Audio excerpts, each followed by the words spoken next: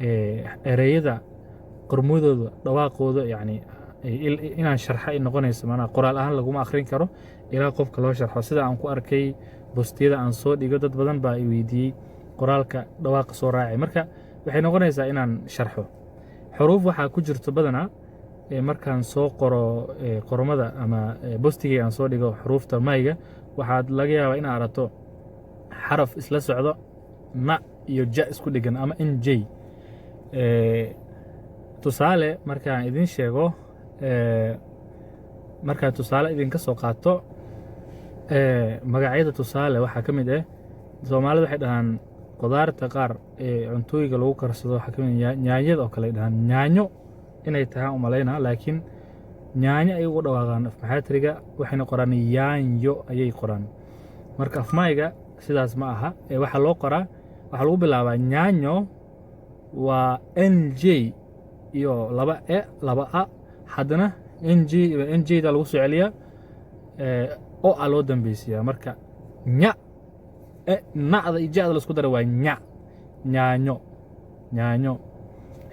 iyo nyaanyur yani waxay qoraan dadka qormadooyinka waxay qoraan yaanyuur ayay qoraan marka laakiin dhawaaqa waa nyaanyur aan dhahnaa annaga sidoo kale nyaanyo aan dhahnaa marka yaanyo ayaa loo qoraa maxaatriga taas horta na iyo ja laisku daray waa nya waay nya markaan uga gudbo tan labaad ee badanaa qormadeeda ku jirto waxaa ka mid ah ga iyo ha lisraaciyey oo kale markaan soo qoro magacaa markaan soo qoro maxaatriga markaa fiirisid wuxuu ugu dhawaaqa qiin ugu dhawaaqa laakiin looma qoro tusaale magacaa ay qoraan magacaa ma aha magacaa ma qoraan ma dhahaan magacaa waay magacaa qiin waay marka afmayga ga keligeeda uma dhigo wuxuu raaciyaa ha u raaciyaa taasoo ka dhigan qiin li'anno dhawaaqa qiin u dhow waaye magacaa qiin marka ga iyo ha laisku daray qormada mayga haddaa ku aragto oo wada socda waa qiin ama magacaa aa loo adeegsadaa marka okay markaan ugu sii gudbo xaraf kalaa jiro na iyo ga laisku daray waxaa laga yaabaa inaad ku aragto qoraalka afmayga na iyo ga laisku daray taasna waxaa loogu dhawaaqaa tusaale lang qof markii la mayga waxaa waaye lang waay lang guri ama qol haddaad dhahdo min waay min marka mintaas min yani waxaa raacinaysa ga'a la socota oo laakiin oo yara fududaysan ayaa raacisan marka waxaa loo qoraa min oo kale markii la qoraayo ma a la qoraa i al raacina na iyo ga al raacina min waayo marka lang la a markaas waxaa la raacina na ga al raaciya marka na'daasi ga isla socdaan waa nuunkaasi ga'daas raacsan waa min lang saas waay okay hadda waxaa la rahdaa bilaan oo kale dhawaaq bilcaan inay dhahaan oo malaynaa dadka maxaatriga ama haween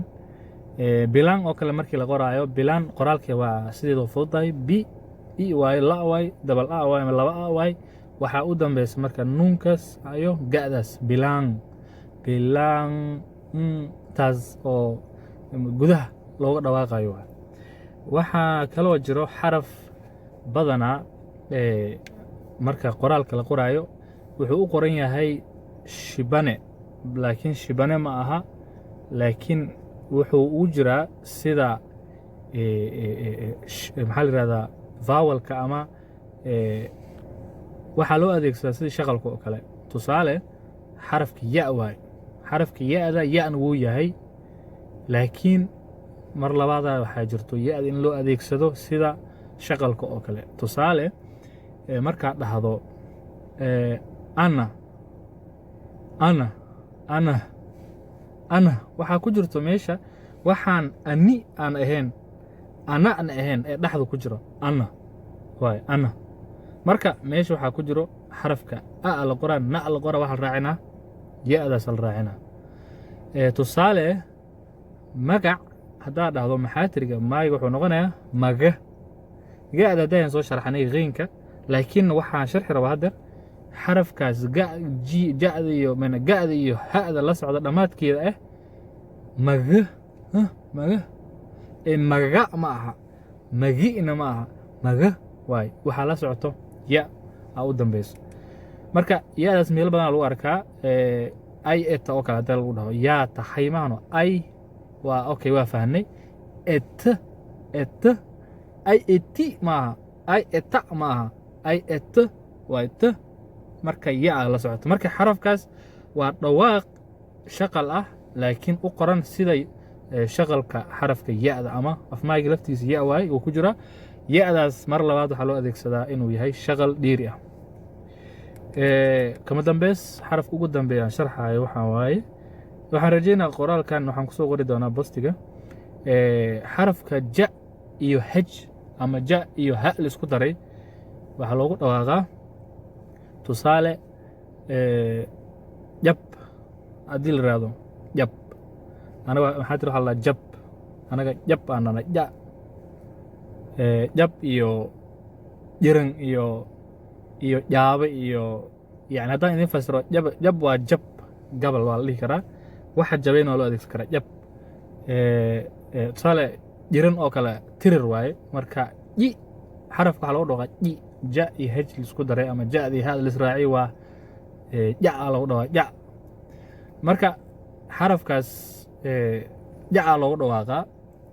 marka waxaa la israaciyaa ja'dii iyo htaas ama ja iyo ha la israaciy waa jab jirir jaaban waxaa la lahaa qoryaha yaryarka marka baadiyaha laga helo mise magaalka banaankeeda dabka lagu shito aan qoryaha waaweyn ahayn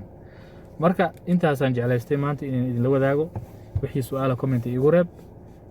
hadafkeyga wuxuu yahay in dadka walaalayga aan ugu faa'iideeyo afmayga maadaama aan uga fiicanahay ayna tahay afka aniga hooyadeed aan ka soo bartay ee gurigeena looga hadlo marka anigana maxaa tiri waa bartay idinkana waajib waa inaad mayga barataan saa isu dhex galno marka waa mahadsantihiin khabiir ma ihi laakiin inta aqaana idinla wadaagay maalin wacan waa mahadsantihiin